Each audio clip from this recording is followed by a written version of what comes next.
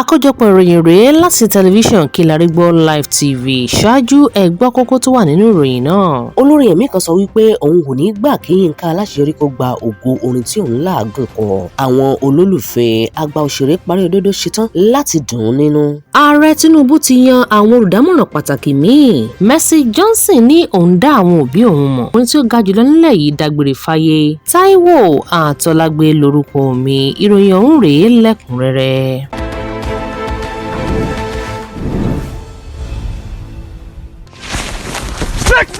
Next! Jesus! God! What happened now? Who is this? Hey, Joe, please. Ọlọ́run àánú Olúwa ṣaláàbò lórí ayé wa. Ẹ̀jẹ̀ Jésù Olúwa wà pẹ̀lú wa. Ẹ̀jẹ̀ Jésù àti òkè fún nítorí kò ṣe yín rẹ̀. Olúwa wà pẹ̀lú wa oníjẹ̀bẹ̀ onírafẹ́ oníyún rẹ̀. Ohun tí Abdullahi Moruf Adisa tí gbogbo àwọn olólùfẹ́ rẹ̀ mọ̀ sí Trinity rawọ́lé tí ó pè ní àwàdà yìí kò ń ṣe nǹkan tí ó jẹ́ nǹkan ọmọlúàbí tó bójúmu. Ohun tó lè gba ẹ̀mí ẹni ni. Agbẹnusọ ọlọ́pàá Adéjọbí òní ó sọ bẹ́ẹ̀ látàrí fídíò kan tí adẹ́rìn-pòṣónú kan nílùú Ìbàdàn ìyẹn Trinity fi sójú òpó rẹ̀ ní ọjọ́ Ajé ọ̀sẹ̀ yìí eléyìí tí ó lè bá ewu dé fún ẹnikẹ́ni eléyìí tí ó bá ṣerú ẹ̀ fún pàápàá jùlọ ohun alára gan ẹ̀mí ẹ̀ òde. Trinity bí gbogbo àwọn olólùfẹ́ rẹ̀ ṣe mọ̀ sí gbajúgbajà fún àṣà ìmúninígan eléyìí tí ọ̀pọ̀lọpọ̀ nínú àwọn tí wọ́n máa ń gbádùn fídíò tí wọ́n máa ń gbé sórí ayélujára gan máa ń sọ wípé ó lè léwu púpọ̀ fún ẹnikẹ́ni tí kò bá mọ ipò ìlera rẹ̀ nítorí pé ó lè mú ẹ̀mí lọ. Ìdí abájọ rèé tí iléeṣẹ́ ọlọ́pàá fi wọ́lọ̀ pẹ̀lú fídíò ọjọ́ Monday yìí níbi tí ó ti díbọ́n bí ẹni tí ẹnìkan fẹ́ ta níbọn tí ó sì ń rawọ́ ẹ̀bẹ̀ sí onítọ̀hún láti má pa òun. Please, I'll pay your money. Jesus.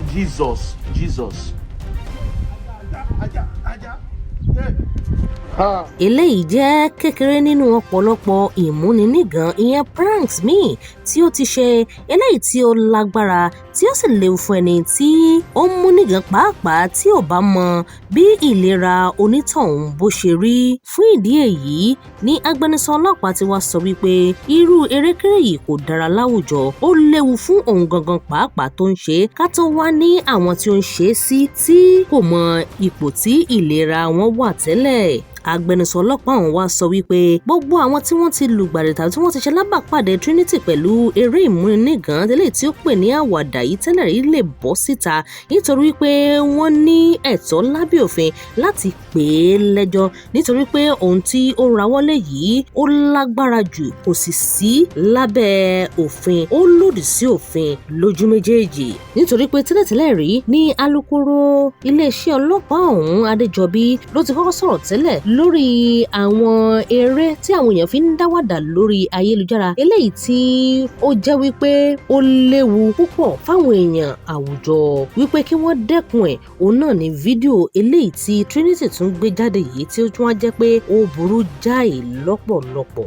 I would love to use this opportunity to appreciate everyone who has been calling and showing concern about the misconception about my work and my person. I would equally love to show my appreciation to my fans all over the world, my colleagues and Nigerian police, most especially my daddy, Mr. Adejobi Olumiwa, for his fatherly roles, for calling my attention to some areas where I needed to work on and to amend. Your effort is guiding the nation is truly inspired and appreciated. Thank you very much, sir. God bless you and every one of us. Thank you, sir.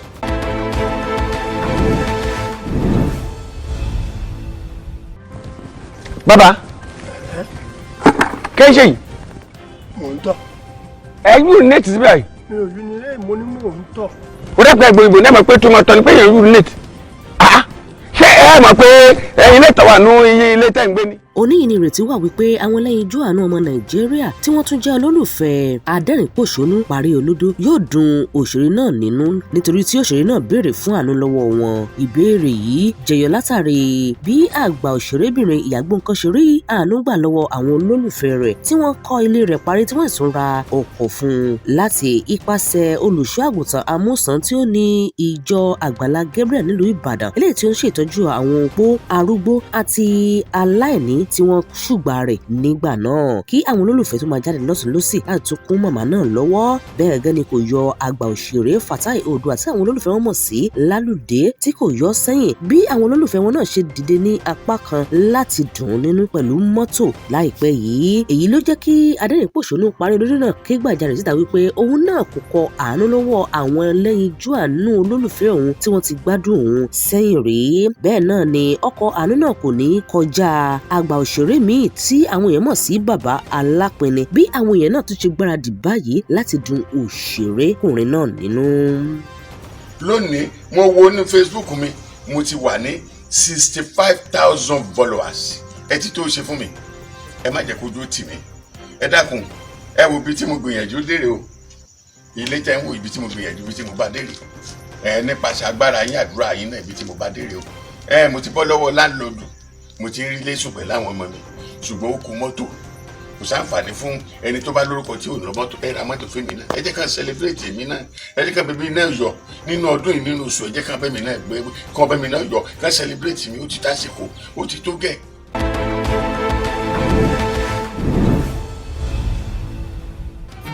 Ó ti dá wa sí, ó ti ràn wá lọ́wọ́, ó sọ wá dá ṣẹ́gun o, Jésù ti Násárẹ́tì.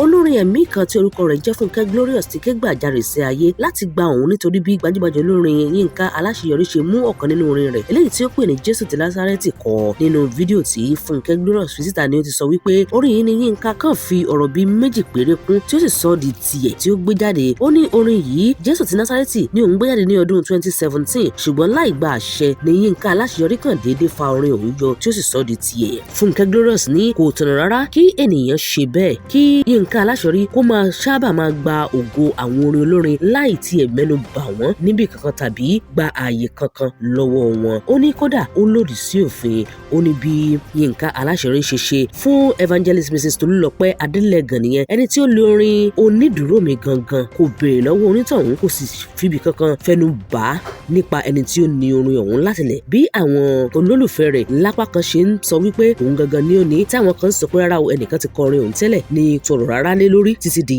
àsìkò yìí. Ó nítorí ìdí èyí òun ò ní gba eléyìí fún un lásìkò yìí. Jésù ti Násárẹ́tì.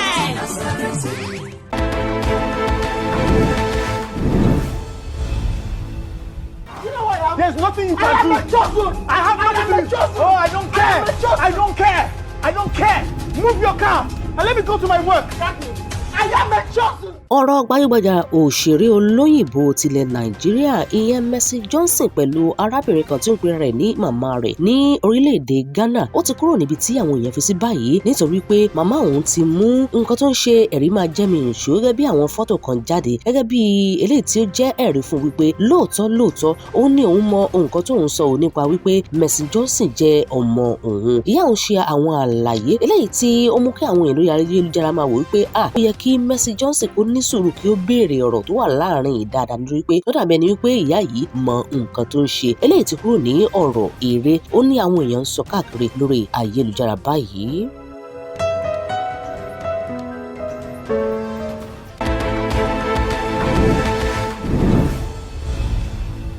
Everybody, my name is Bolanle Nino Lowo, aka Nino, aka Makanaki, and I am live in Johannesburg, South Africa. Man, a lot of stuff has been going down, man. Just shot a mockumentary for the movie Extraction 2. Gbajúgbajà òṣèré Bọ́láńlé Nínálowó ti kópa nínú eré ilẹ̀ òkèèrè ìyẹn Hollywood. Nínálowó ẹni tí ó fi eléyìí léde lórí ayélujára lójú òpó Instagram rẹ̀ ni ó ti fi àwọn àwòrán kan eléyìí tí ó yà pẹ̀lú àwọn òyìnbó ní òpó eré ọ̀hún. Gbogbo àwọn olólùfẹ́ rẹ̀ ni wọ́n ń dunnú sí èyí tí ọ̀pọ̀lọpọ̀ wọn sì ń pè ní ìdán Nollywood. Running away, Donovan? Missing all the fun? It was a lot of fun though, man. I had mad fun. We had a lot of guns, you know what I'm saying? Shooting up everything shootable. You know, I played the villain, you know, bad guy. You know, we had a lot of action, you know, shot with Knox and Donovan. It was just beautiful, man. You think this shit is a joke? You think all this is a joke? Look out for this mockumentary, man. You're gonna love it.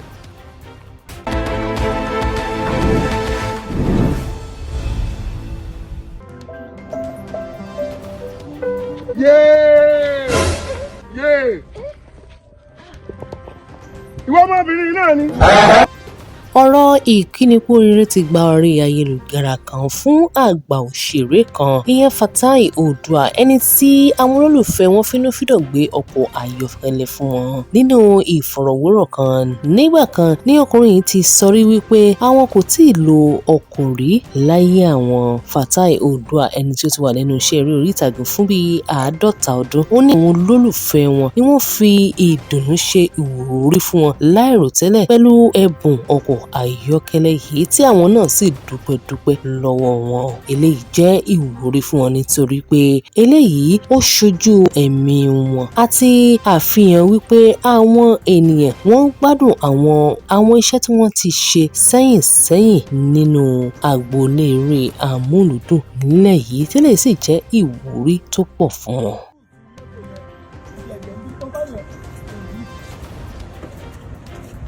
mọ́tò bàbá ti dé o ẹ bá mi gbé láì fídíò yẹn wọnú mọ́tò ẹ gbé fídíò wọnú mọ́tò ẹ bá ṣí mọ́tò bàbá ti dé o.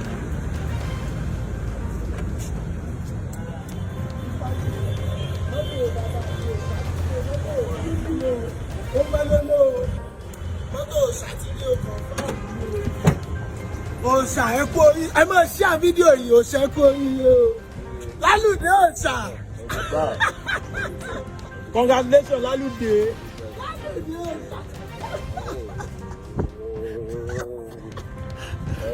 Inú bàbá dùn àdúpẹ́. Èní ni birthday mi, ladies and gentlemen. Inú mi lè dùn pé èní ọjọ́ birthday mi. Lélẹ́yìí ṣẹlẹ̀ ọlọ́ọ̀ṣẹ́ o. Bàbá mi, ọ̀kadà ti dópin báyìí. Lẹ́yìn ilé bẹ́ẹ̀sì láti rà fún mi. Ọlọ́run, ọ̀kadà ti dópin. Daddy, congratulations. Kọ́kọ́ rẹ̀ dànù. Kọ́kọ́ rẹ̀ dànù. Ẹgbẹ́ ìsìn bàbá mi kọ́kọ́ rẹ̀.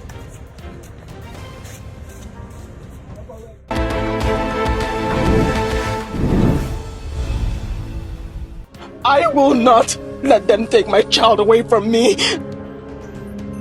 They cannot have iniquity. Mercy Johnson ti jáde sọ̀rọ̀ wípé òun kò ní nǹkan kan ṣe tàbí ní ìbátan kankan ní orílẹ̀-èdè Ghana.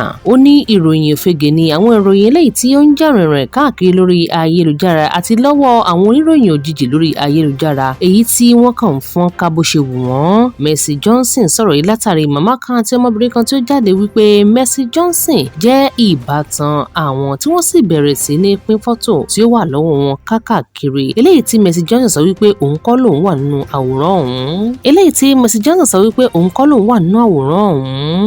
Ó fi kún ọ̀rọ̀ rẹ̀ wípé ẹni tí kò bá fẹ́ ìbínú Ọlọ́run kí ó jẹ́ kí òun ṣe ìdárò bàbá òun pẹ̀lú àlàáfíà. Ó ní òun mọ ìyá àti bàbá tí ó bí òun lọ́mọ.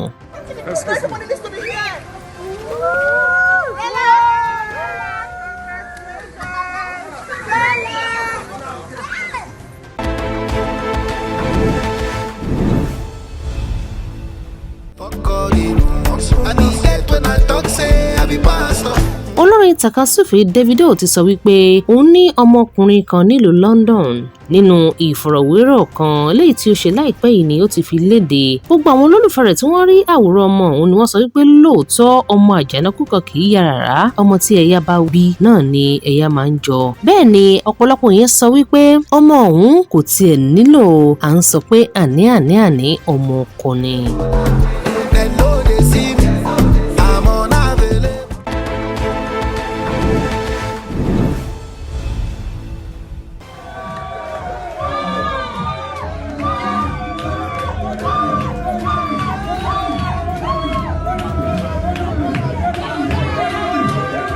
Àwọn àwọn tí wọ́n wà ní ìgbọnnu ètò Guinness World Record sọ wípé àwọn kò mọ̀ kankan lórí aláṣẹmọ ìpínlẹ̀ Èkìtì eléyìí tí ó kó kòkò ìdáná jáde láti ta kàngbọ̀n pẹ̀lú ẹni tí yóò ṣẹ̀ṣẹ̀ jáwé olúborí ìyẹn Hilda. Tẹ́ ò bá gbàgbé, Dami fúnra rẹ̀ ti sọ wípé ètò oúnjẹ sísè tí òun gbé kalẹ̀ yìí kì í ṣe lójúnà àti bá ẹnìkankan ta kàngbọ̀n tàbí ṣe ìdíje bí kò ṣe ọ̀nà láti rí owó bẹ̀rẹ̀ iṣẹ́ ìtajà oúnjẹ ìgbàlódé.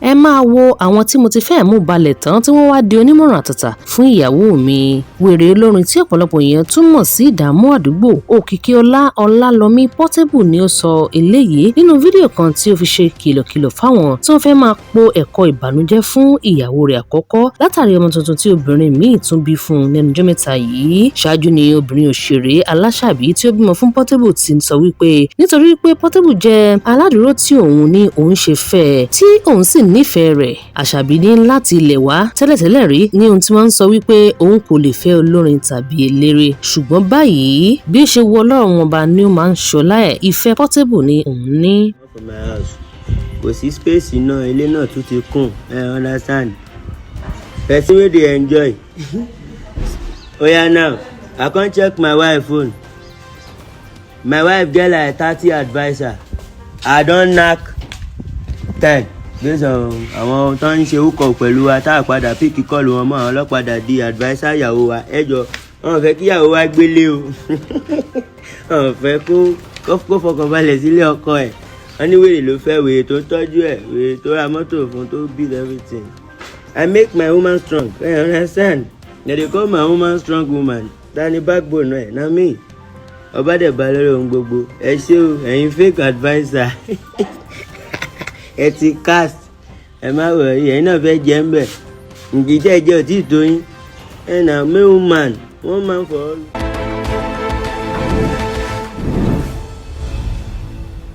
My landlord dog impregnated my dog. So no more house rent again. We are now in-law. Gbajúmọ̀ òṣèré olóyìnbó Don Brimo ti jọlọ́run nípè. Gbajúmọ̀ òṣèré yìí ni ìròyìn fìdí ẹ̀ múlẹ̀ wípé ó kú ní ojú oorun rẹ̀. Àwọn olólùfẹ́ rẹ̀ ti bẹ̀rẹ̀ sí ní fi ọ̀rọ̀ ìbánikẹ́dùn ránṣẹ́ sí àwọn ẹbí ẹ̀. Ẹni ọdún mẹ́rìndínlọ́gọ́rin ni kọlọ́jọ́ tó dé. Stop and start talking. I'm not your friend, my friend. Jesus, I don't want to make my face show. Bẹ́ẹ̀ gẹ́gẹ́ ni ìròyìn ikú ọ̀gbẹ́ni Azeez Agoro Ọládìméjì ti jáde síta. Ọ̀gbẹ́ni Agoro ni àwọn èèyàn máa ń sọ wípé ó ní ọkùnrin eléyìí tí ó ga jùlọ nílẹ̀ Nàìjíríà. Kò pẹ́ yìí ni ọmọkùnrin ọ̀hún fi léde bí ó ṣe ń ṣẹlẹ̀ ní apá ọ̀dọ̀ rẹ̀ nígbà tí ó fi léde wípé oṣù mẹ́ta ni ìdàgbàsókè máa ń bá òun. Ẹni ọdún méjìdínláàádọ́ta ó ní Azeez Agoro Ọládìméjì kọlọ́jọ́ tó dé.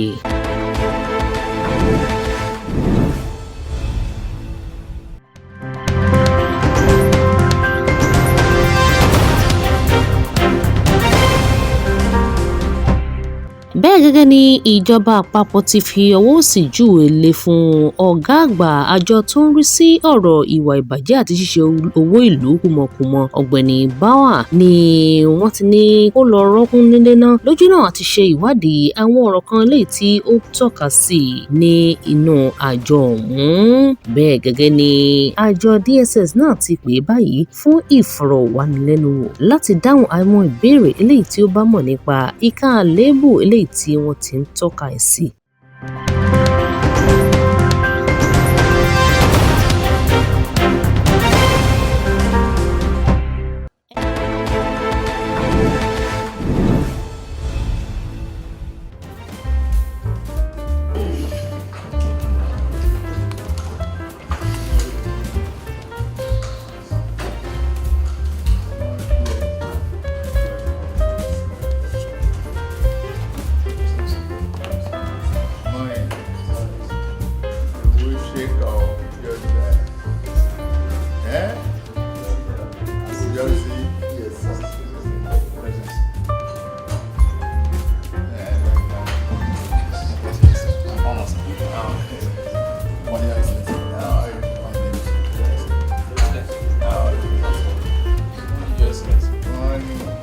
àtúntò débá iléeṣẹ́ aláàbò nílẹ̀ yìí. Ààrẹ Tinubu gbọ̀n yẹ́bẹ́yẹ́bẹ́, ó fọwọ́ sí júwèlé fún àwọn ọ̀gálọ́gàá nígbọnú ètò ààbò, ó fi àwọn mìíràn rọ́pò. Àwọn tí wọ́n ṣẹ̀ṣẹ̀ yàn nìyí: olùdámọ̀ràn pàtàkì lórí ọ̀rọ̀ ètò ààbò Nuhu Ribadu, olórí òṣìṣẹ́ àwọn ológun Major General CG Musa, olórí àwọn ọmọ ológun Major General T Lágbájá, olórí àwọn ọmọ ogun ojú omi Rear Admiral EI Ogala, olórí àwọn ọmọ ogun ojú òfurufú Air Vice Marshal 8B Abubakar, olórí àwọn ọ̀tẹlẹ̀múyẹ́ ológun Major General EPA, ọ̀gá àgbà ọlọ́pàá nílẹ̀ yìí tuntun DIG, ìyẹn ní Ẹgbẹ́tókun.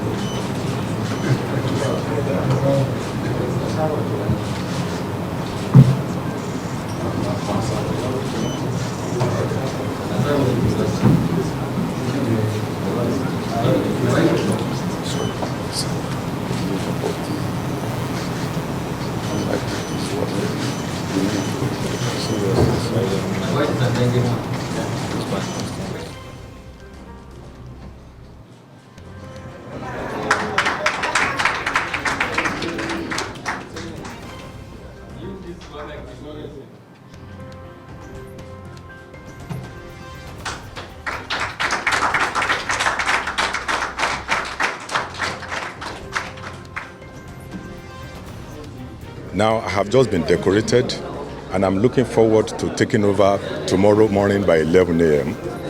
I really can't describe how I feel presently, but if I have to tell you anything, I will tell you that right now I feel like a tiger inside of me, ready to chase away all the criminals in Nigeria.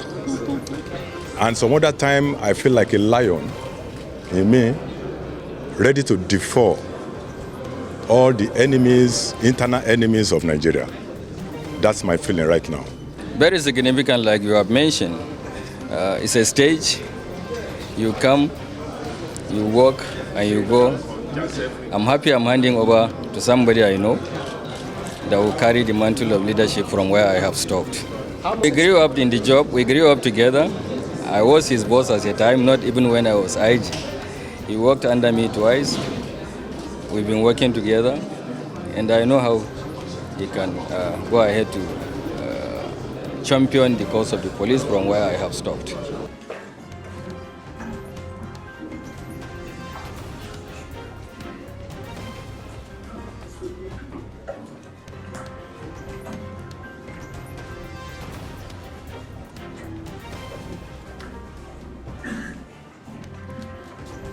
Are we thinking national? 3, go. Arise, O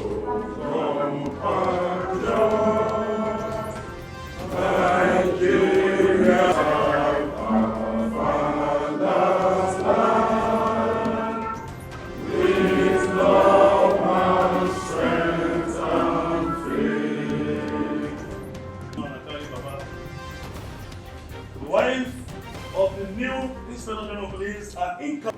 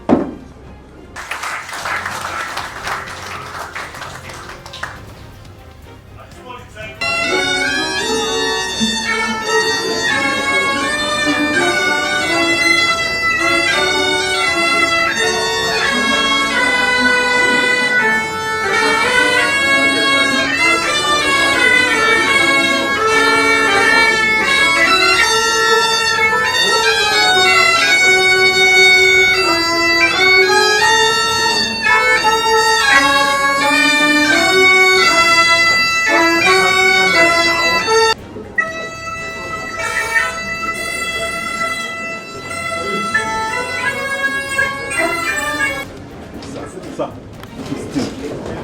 We had you saying yesterday that you are resuming duty to avoid all criminals in Nigeria.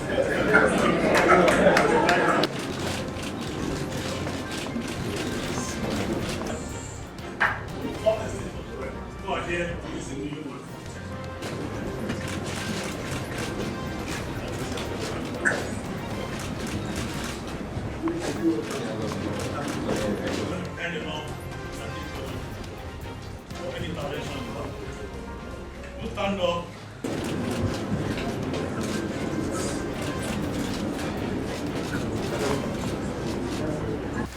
As I exit the leadership of the force today, I believe that I am leaving it better than I met it. I believe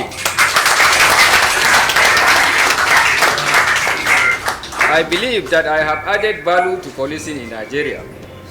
I hold the firm conviction that the steady progress has been made in all the components of my promise to change the policing narrative and in our journey to restore the dwindling police primacy within the internal security architecture of the country.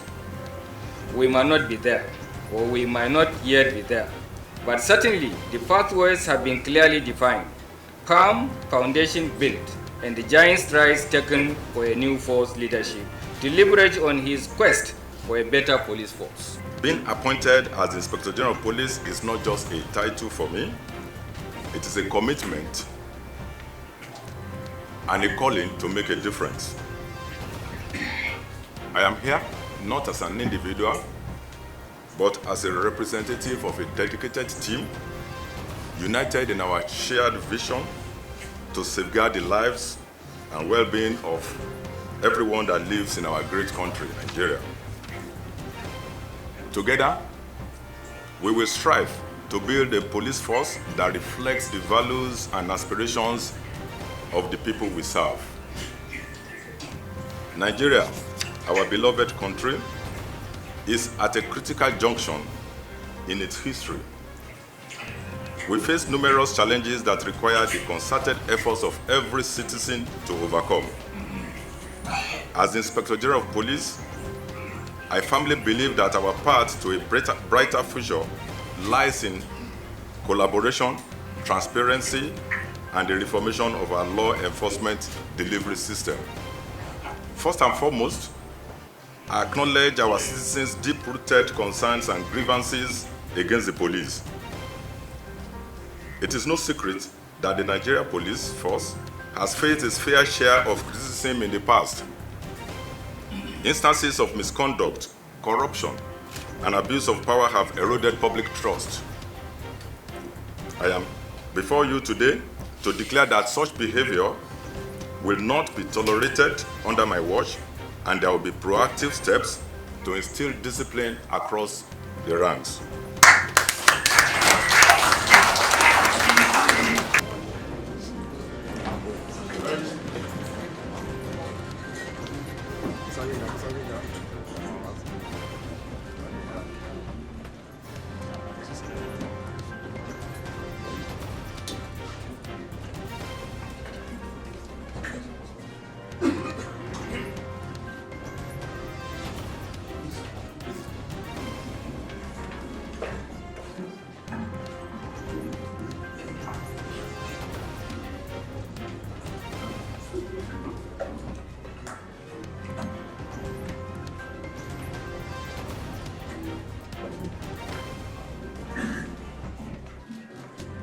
I will take the national. 3, 2,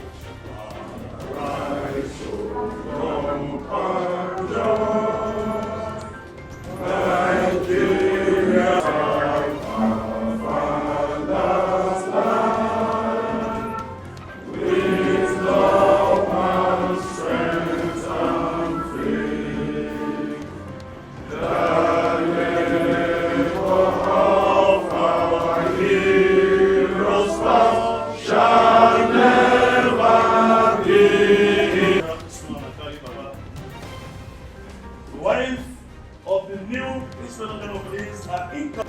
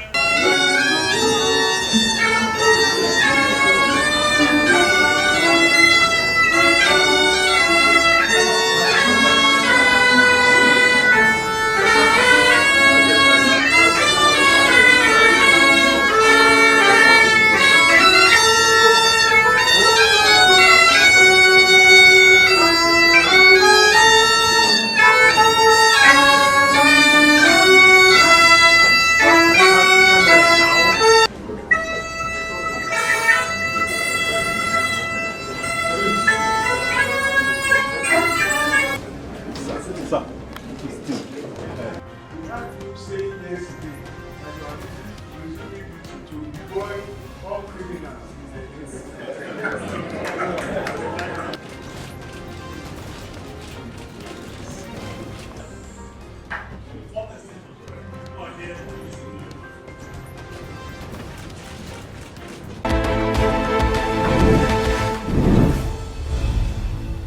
ààrẹ tuntun tí wọ́n ṣèdìbò yàn lórílẹ̀‐èdè nàìjíríà aṣíwájú bọ́lá ahmed tinubu ti yan àwọn olùdámọ̀ràn pàtàkì míì lára wọn ni ọ̀gbẹ́ni délé alákẹ́ tó jẹ́ olùdámọ̀ràn lórí ọ̀rọ̀ ìbáraẹnisọ̀rọ̀ yau darazo lórí ọ̀rọ̀ òṣèlú àti ọ̀rọ̀ ìjọba lóríranran wálé ẹdùn lórí ọ̀rọ̀ owó náà arábìnrin olú virgin ẹ̀ka àmúṣagbára sakewu adédèjì ìpawówọlé nuhu ribadu lórí ètò ààbò john ugochukwu lórí ọ̀rọ̀ okòòwò àti arábìnrin salma ibrahim ìyẹn lórí ọ̀rọ̀ ìlera.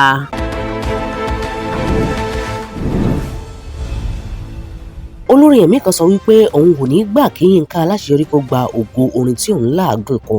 àwọn olólùfẹ́ àgbà òṣèré Parí Òdodo ṣetán láti dùn ún nínú. ààrẹ Tinubu ti yan àwọn olùdámọ̀ràn pàtàkì míì. Mercy Johnson ní òun dá àwọn òbí òun mọ̀ orin tí ó ga jùlọ nílẹ̀ yìí dágbére fáyé. táwọn kò ní jù báyìí lọ lónìí lórí àkójọpọ̀ ìròyìn láti iléeṣẹ́ Kilarigbo Live TV. Táíwò Àtọ́lágbé lórúkọ mi, ó dìgbà kan náà.